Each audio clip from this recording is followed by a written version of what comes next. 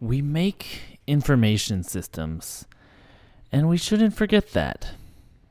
Hi, my name is Eric Normand, and I help people thrive with functional programming. This is going to be one of those thought pieces, I guess, less of a tutorial. I want to talk about what I was taught in school, what I see other people being taught, and my opinions on some of that. So often when we're dealing with modeling a problem, we're taught to think about the actors in the system. So these are the entities that kind of act out the drama in the situation, in the simulation. The example would be if you're buying things at a grocery store, there's like the shopper, and there's the apples and oranges and bread that they're buying. And those we're taught to kind of model in our code. So you would make a shopper class, and you would make a product class, and then you would subclass it with orange and apple and bread classes. And then you would have some kind of methods on it. So if you have something like shopper, the shopper buys a bread as a scenario, a use case that you have to implement, then you have to decide, but you might put the method buy on the bread, or you might put on the shopper. Like, it depends, right? But that's where the debate is. Like, where do you put it? Who's doing the shop? Who's the noun and who's the verb? Who's the subject and who's the object? And I've done those systems. I've done them as assignments. It's unfortunately I've done it so many times that it's the way I think when I'm working on side projects and things. But that's the real issue. I'm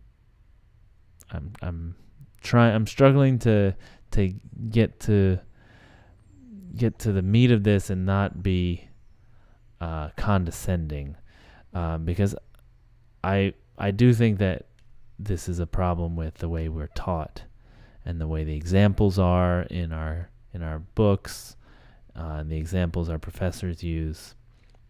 Because we're not modeling. When you get to the real world and you're working at a business, and you do finally have to, let's say you're working at a supermarket and they want you to code up their system, you're not actually going to be coding up a simulation between a shopper and a broccoli, right? That's not what is happening. What you're modeling, what you should be modeling, what you should be implementing is the information system of that store. So if it's a successful store already, like before they're digitized, before they're computerized, they've probably already got information systems in place. Probably. It might be paper and pencil. It might be in somebody's head. But it's a system already where they're writing down the inventory at the end of the day. They keep track of their sales. They keep track of how much money they think they should have in their cash registers. Maybe they're figuring out how many, tomatoes they need to buy the next time they order tomatoes. That is what we're modeling. We're not modeling the situation of the shopper picking up the broccoli and carrying it to the checkout counter, right? That almost doesn't even need to be modeled, unless you're in a totally virtual environment, and we'll get to that. We're modeling the information system. We're modeling the transactions of money and product, and there's shippers coming in, bringing truckloads of food. We're tracking that. We're tracking how long it takes for that food to leave the shelves. We're tracking how much storage space we need to keep our inventory. We're tracking all the employees and how much we have to pay them, and how much profit we're making, how much revenue. These are the things that are part of the information system, and they're left out typically when we are taught to think about a problem in software. So I just want to reiterate that we model the information systems, and we often forget that. We treat these exercises as telling us something about how supermarkets work, right? When that's not really what's going on. I don't know if I have anything more to say about this, except that I do believe that the way that I've been teaching functional thinking, which is to divide things into actions, calculations, and data, can help you see that more clearly. So if you see where is data being stored or sent from one place to another, and being captured by devices, you're thinking about calculations, what computations are being done. And then when you think about actions, especially in terms of like essential actions, things that have to happen, not like storing stuff in a global variable. That doesn't have to happen, even though that is an action. But say making a particular computerized order, right, to another fulfillment center, that is an action that you want to happen, and you can't get around it. And so what are those actions that are taking place? By doing that, you get a little bit closer to figuring out the pieces that you need to implement in your system. It's not enough, right? That's just the start of the analysis, but it's somewhat closer than what I consider I'm trying to be so nice here, so forgive me. I would not normally be so generous with this stuff. If you caught me, alone and bought me a drink or something, I probably would not be so generous. But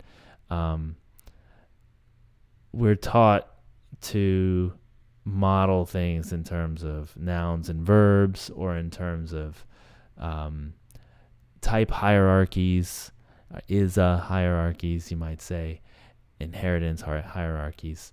And we're not modeling those aspects of the world. We're modeling the information system. Another example is I literally had this exercise in my school. We were supposed to model a university registration system, and so you have a student class and you have a course class, and the whole exercise was about figuring out where to put the methods and how to make it so that the student knows what courses it's registered for, and the course knows what students it's registered for. So the state of the course has to be maintained in sync with the state of all the students. Okay. The problem is it's the same fallacy that, what you're simulating is students like registering themselves into courses, instead of simulating or modeling the registration book or the registration computer system that exists at the university. That is what you should be doing. And basically you just need a single table that joins the student ID with the course, and to put in the course ID, and to put some kind of object-oriented front on top of that, like it's some kind of simulation, like the student calls register on the course and it passes itself as an argument. Like it's kind of a farce. Right. So just don't forget, we're modeling the information systems, not this interplay of different entities. And there. I hope this wasn't too much of a downer.